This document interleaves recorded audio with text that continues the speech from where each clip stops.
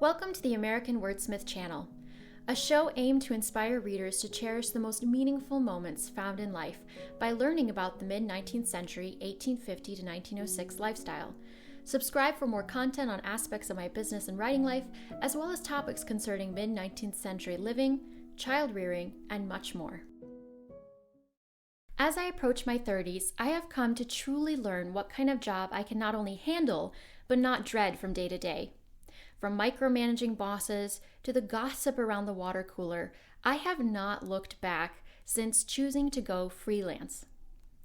I worked during college at my school's private library for 4 years as a part-time student assistant, then as a receptionist in a law firm, and finally as a library assistant in a public library before being fed up with the pace and lifestyle those kinds of jobs made for me.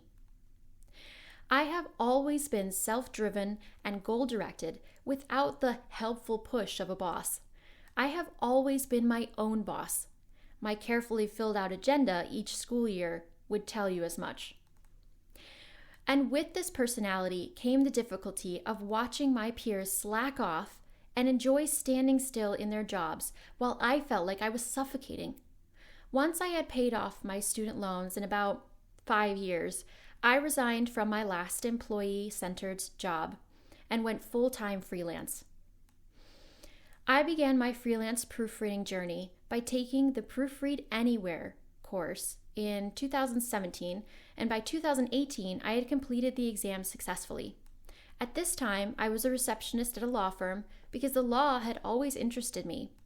My philosophy professors in college certainly pushed their students into law during my time there. It was considered a more practical job over becoming a philosopher, I suppose.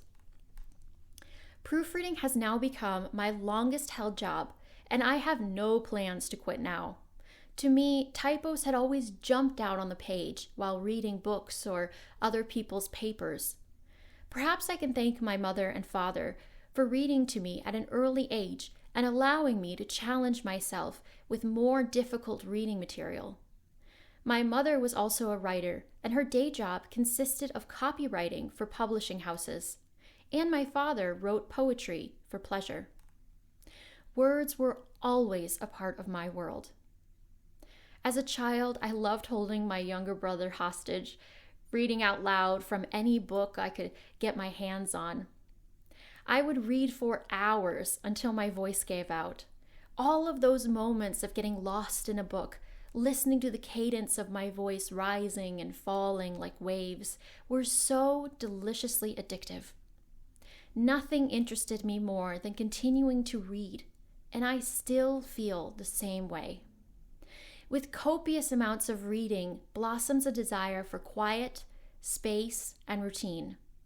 I grew accustomed to sitting in my home alone in silence and maximizing my time to accommodate more reading. This lifestyle translated extremely well into becoming a remote proofreader. I pull up the chair to my desk with my rather small laptop open on it, sitting in the quiet and reading most of my transcripts and manuscripts out loud. The lull of my voice carries the words back into my head, tripping an alarm every time I come across an error or something that simply does not sound or look right. I usually have a split screen between the piece I'm proofreading and the internet or a style guide sheet. Usually reference books are strewn around me on various tables to my left and right. The thing about proofreading is that you have all the answers at your fingertips. You just have to know where to quickly search for them. Decision fatigue sets in after answering a million questions that crop up after reading every sentence with so much care. This is why I am being paid to do it. Proofreading can cause headaches, eye strain, and fatigue. I have experienced it all, but I am good at it, and while it is hard work, I love it. Opening up a fresh transcript from a court reporter, I learned so much about any number of topics. I always wanted to learn everything growing up, and since we have yet to produce a chip to insert into our brains, I have had to spend time reading to learn.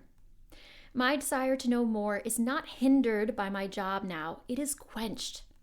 I learn new legal terms in Latin or medical terms or criminal slang on any given day. When a publishing company asked me to copy edit and/or proofread for them a few years ago into my proofreading career, I paused. In college, we had creative writing workshops, which were essentially learning to give editorial advice on everything from developmental, structural, and grammatical aspects. And I loathed it. Why? Sadly, the culture in this country, especially in the universities, is one of liberal, collectivist thought. I disagreed to my core with most of the stories. The fictional pieces were filled with things the college students had read in their other classes, or filled with childish cliches from a lack of reading enough, or riddled with grammatical errors that were acceptable to pass off as stylistic choice thanks to modern writers everywhere. Not only was editing not appealing to me, but freelance writing and journalism paid for writers to produce work for businesses and products that I did not care about. My words and brain power felt too precious to waste on those challenging jobs. Writing was already hard enough. My college days taught me that I would never be able to become a professor, though I loved learning, or an editor, though I loved writing, or a traditionally published author, though I knew my writing was good enough. My choices were made and shaped so much by this culture. But without feeling too much pity for myself, I decided that I still wanted to live a happy life on this earth right here and now. So I pulled away from the traditional 9 to 5 in exchange for the atypical freelance life. I took control of who I interacted with on a daily basis, which mostly consists now of my husband, family, and friends. I behave with the proper etiquette to all strangers I meet, but I do not engage any more than I need to. I guard my time carefully, and I devote myself to the most black and white type of work possible in the writing world, proofreading. In another blog post, I wrote about how I considered proofreading a skill, calligraphy a craft, and writing an art. I wrote the novels that were in my soul when they needed to be written, and put them out into the world myself. I practiced calligraphy after a long workday to help free my mind from the meaning of words, to focus more on the beautiful shapes they made instead. Plus, I had always wanted my cursive to look like my mother's when I was young. However, in the spirit of transparency, living in Iowa and in this dormant age, the royalty checks are not large enough and the calligraphy clients are few and far between. Most of my money comes from proofreading alone. While I struggle financially, I am not a starving artist thanks to the help of my wonderful husband. I surely help supplement our family income, but I am not at all the breadwinner. I am learning to be okay with my status, investing myself into more of the domestic duties around the home, while continuing to learn as much as I can, since knowledge means much more to me than wealth. In a proper society, the value that I produce would bring me the appropriate amount of money. But this is not a healthy period. I acknowledged this reality, and so I adapted my life accordingly. I continue to incorporate my skill, craft, and art into my daily life, and it is not something I ever plan to retire from.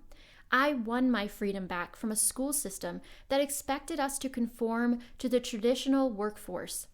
I have created a life that I feel good about.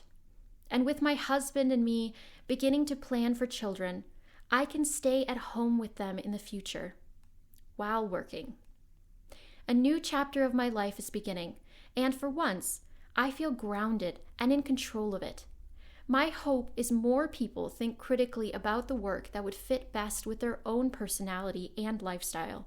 I realize that my path of being very much a homebody and self-directed is not for everyone, but it is what makes me happy.